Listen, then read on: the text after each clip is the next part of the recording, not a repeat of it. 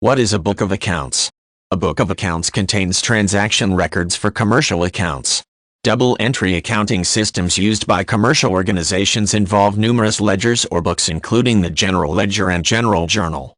Collectively, these ledgers are referred to as books, a shortened term for books of account. A single book of accounts can refer to any one of the numerous books used in the accounting process. Primarily, the most common use of the term book of accounts references the general ledger used in double-entry accounting systems. The general ledger contains all accounts used by an organization along with the current balances of those accounts. Changes to these accounts require entries to note the transactions, creating an ongoing record of the organization's financial history. Other types of ledger and account books include the general journal, cost ledger, and subsidiary ledger, depending on the specific accounting system chosen. Each book fits the definition of book of accounts, although the term is used for these books less often. In double-entry accounting, the general ledger is one of numerous record-keeping components used in tandem with other books in the commercial accounting system. Information from the general ledger carries over to the financial statements for the organization at the end of the accounting period. Transactions are recorded as they relate to account balances in the general ledger, but these records merely reflect credit or debits to the accounts listed.